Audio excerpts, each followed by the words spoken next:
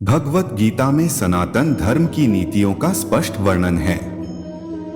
गीता में 18 अध्याय और 700 श्लोक हैं। इसी ज्ञान रूपी महासागर की कुछ बूंदें सार के रूप में यहाँ प्रस्तुत की गई हैं। इन बूंदों को ग्रहण करके आप अपने जीवन को आशाओं से भरें और सुख एवं संपन्नता से परिपूर्ण जीवन जिएं। अगर कोई मनुष्य हमारे साथ बुरा कर रहा है तो उसे करने दो, यह उसका कर्म है और समय उसके कर्म का फल उसे जरूर देगा। लेकिन हमें कभी भी किसी के साथ बुरा नहीं करना चाहिए, क्योंकि यही हमारा धर्म है और समय उसके कर्म का फल उसे जरूर देगा। लेकिन हमें कभी भी किसी के साथ बुरा नहीं करना चाहिए, क्योंकि यही हमारा धर्म है। विषयों का चिंतन करने से विषयों की आसक्ति होती है। आसक्ति से इच्छा उत्पन्न होती है और इच्छा से क्रोध होता है। क्रोध से सम्मोहन और अविवेक उत्पन्न होता है। कृष्ण कहते हैं, जैसे प्राणी अपने पुराने कपड़ों उतार कर फेंक देता है, नए को धारण करता है, उसी प्रकार यह आत्मा पुराने शरीर से त्याग करके नया शरीर प्राप्त करती है। तुम उसके लिए शोक करते हो जो शोक करने के योग्य नहीं है, और फिर भी ज्ञान की बातें करते हो। बुद्धिमान व्यक्ति ना जीवित और ना ही मृत व्यक्ति के लिए शोक करते हैं। मन की गतिविधियों, होश, श्वास और भावनाओं के माध्यम से भगवान की शक्ति सदा तुम्हारे साथ है और लगातार तुम्हें बस एक साधन की तरह प्रयोग कर सभी कार्य कर रही है।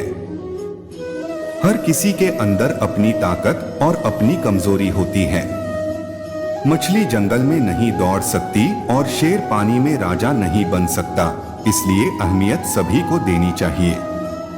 धर्म युद्ध में कोई भी व्यक्ति निष्पक्ष नहीं रह सकता है। धर्म युद्ध में जो व्यक्ति धर्म के साथ नहीं खड़ा है, इसका मतलब है वह अधर्म का साथ दे रहा है, वह अधर्म के साथ खड़ा है। जो हुआ अच्छा हुआ, जो होगा अच्छा होगा।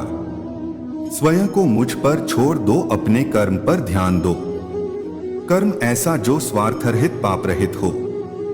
कृष्ण ने दुष्टों को भी अपनी गलती सुधारने का मौका दिया, क्योंकि वो किसी मनुष्य को नहीं, उसके अंदर के बुराई को मारना चाहते थे। संदेह की स्याही से संबंध के पृष्ठ पर कभी शुभ अंकित नहीं होता, इसलिए अपने मन के विचार और संबंधों का आधार दोनों ही शुभ रखें।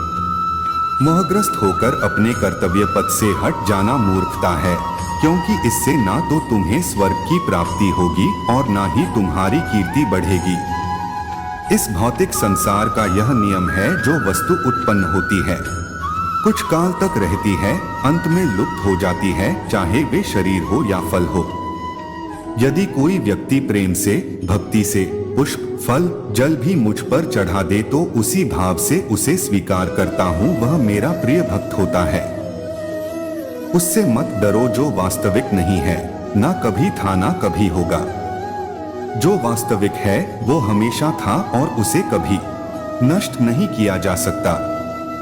जीवन में आधे दुख इस कारण जन्म लेते हैं क्योंकि हमारी आशाएं बड़ी होती हैं। इन आशाओं का त्याग करके देखो, जीवन में सुख ही सुख है। अपने परम भक्तों, जो हमेशा मेरा स्मरण या एक चित्त मन से मेरा पूजन करते हैं, मैं व्यक्तिगत रूप से उनके कल्याण का उत्तरदायित्व लेता हूँ। जन्म लेने वाले के लिए मृत्यु उतनी ही निश्चित है जितना कि मृत होने वाले के लिए जन्म लेना।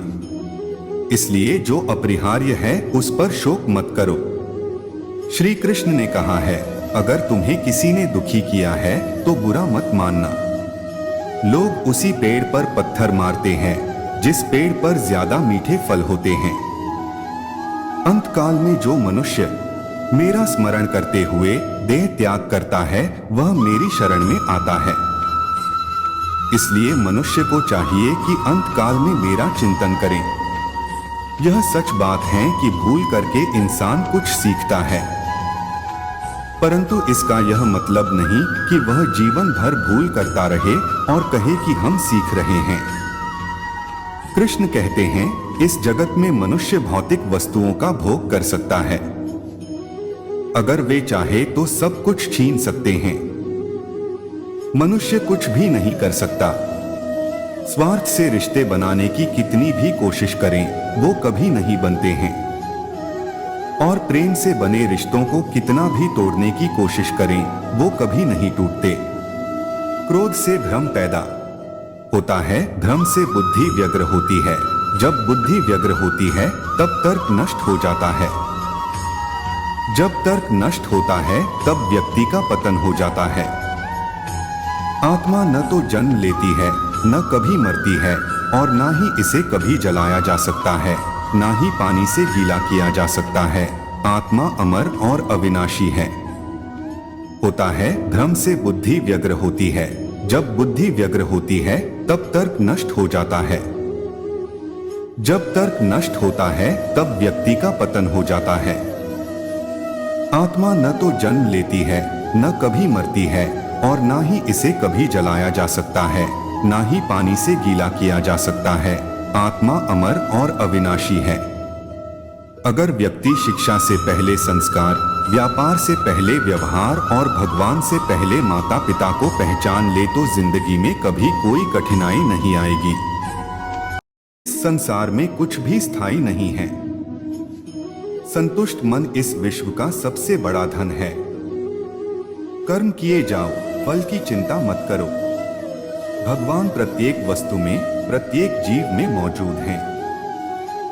आत्मा अमर है, इसलिए मरने की चिंता मत करो। आत्मा का अंतिम लक्ष्य परमात्मा में मिल जाना होता है। इंसान नहीं, उसका मन किसी का दोस्त या दुश्मन होता है। बड़प्पन वह गुण है जो पद से नहीं, संस्कारों से प्राप्त होता है। व्यक्ति या जीव का कर्म ही उसके भाग्य का निर्माण करता है। वर्तमान परिस्थिति में जो तुम्हारा कर्तव्य है, वही तुम्हारा धर्म है। मन बहुत चंचल है, जो इंसान के दिल में उथल पुथल जब वे अपने कार्य में आनंद खोज लेते हैं, तब वे पूर्णता प्राप्त करते हैं। प्रबुद्ध व्यक्ति के लिए गंदगी का ढेर, पत्थर और सोना सभी समान हैं। आपके कर्म ही आपकी पहचान है, वरना एक नाम के हजारों इंसान हैं। धर्म केवल कर्म से होता है, कर्म के बिना धर्म की कोई परिभाषा ही नहीं है। अहंकार करने पर इंसान की प्रतिष्ठा, वंश, वैभव तीनों ही समाप्त हो जाते हैं। जीवन में कभी भी किसी से अपनी तुलना मत कीजिए, आप जैसे हैं सर्वश्रेष्ठ हैं। बुरे कर्म करने नहीं पड़ते हो जाते हैं, और अच्छे कर्म होते नहीं करने पड़ते हैं। जो अपने मन पर नियंत्रण नहीं रखता, वह स्वयं का शनैः शनैः शत्रु बनता जाता है। बुद्धिमान व्यक्ति को समाज कल्याण के लिए बिना आसक्ति के काम करना चाहिए। स्वार्थ संसार का एक ऐसा कुआं है जिसमें गिरकर निकल पाना बड़ा कठिन होता है। सेहत के लिए योग और किसी की जरूरत पर सहयोग, दोनों से ही जीवन बदलता है। आत्मज्ञान की तलवार से काटकर अपने हृदय से अज्ञान के संदेह को अलग कर दो।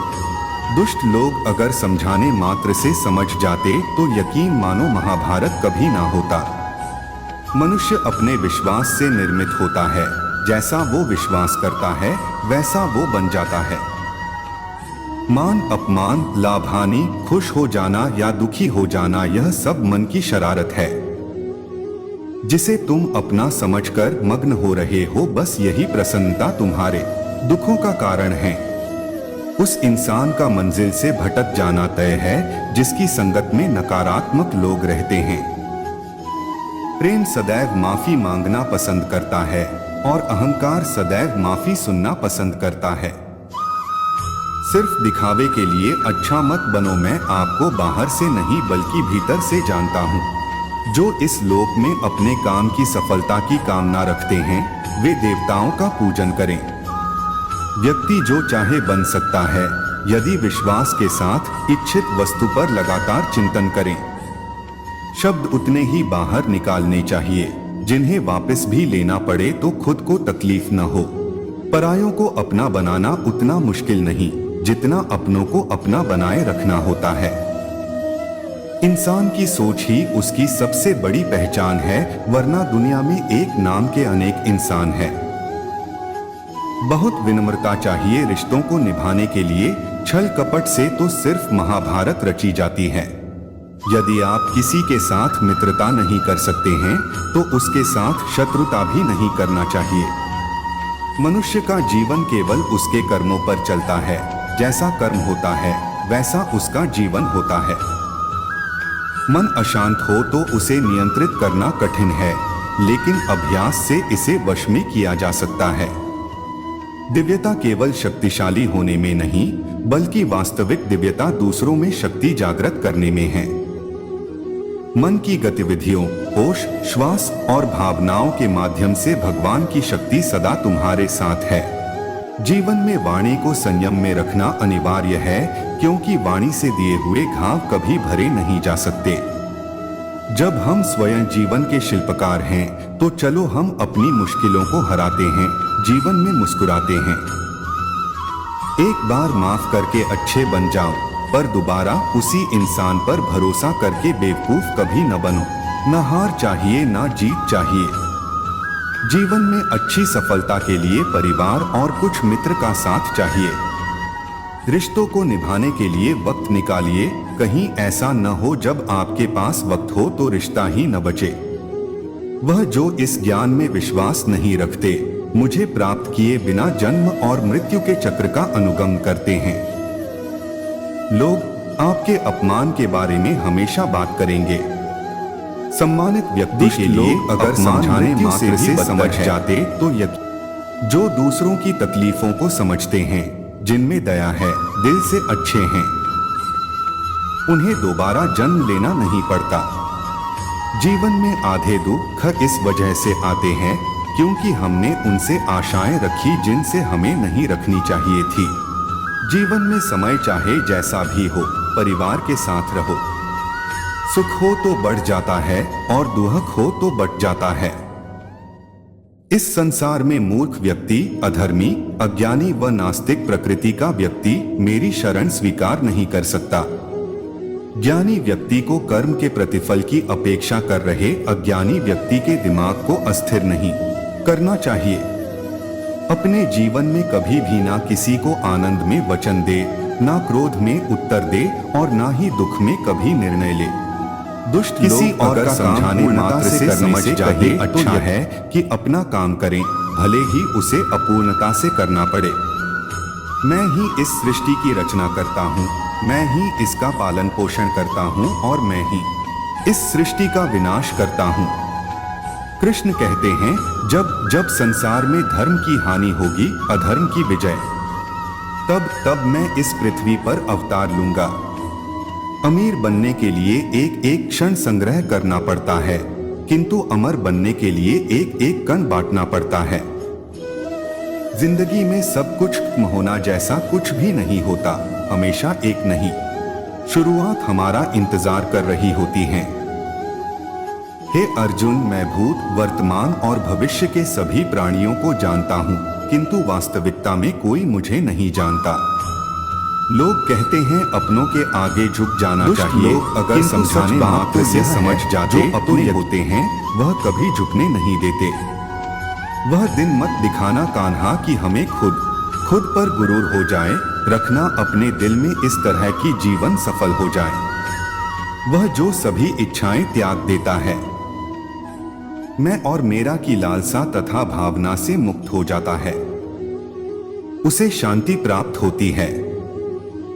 हमेशा छोटी छोटी गलतियों से बचने की कोशिश किया करो, क्योंकि इंसान पहाड़ों से नहीं पत्थरों से ठोकर खाता है। शांति से भी दुखों का अंत हो जाता है और शांत चित्त मनुष्य की बुद्धि शीघ्र ही स्थिर होकर परमात्मा से युक्त हो जाती है। अपनी पीड़ा के लिए संसार को दोष मत दो, अपने मन को समझाओ, तुम्हारे मन का परिवर्तन ही तुम्हारे दुखों का अंत है। श्री कृष्ण कहते हैं, दुष्ट लोग अगर समझाने अच्छे से समझ जाते तो ये पर दोबारा उसी इंसान पर भरोसा करके बेवकूफ कभी न बनो। इच्छा पूरी नहीं होती तो क्रोध बढ़ता है और इच्छा पूरी होती है तो लोभ बढ़ता है। इसलिए जीवन की हर स्थिति में धैर्य बनाए रखना। अगर तुम अपना कल्याण चाहते हो तो सभी उपदेशों, सभी धर्मों को छोड़कर मेरी शरण में आ जाओ, मैं तुम्हें मुक्ति प्रदान करूंगा। दुष्ट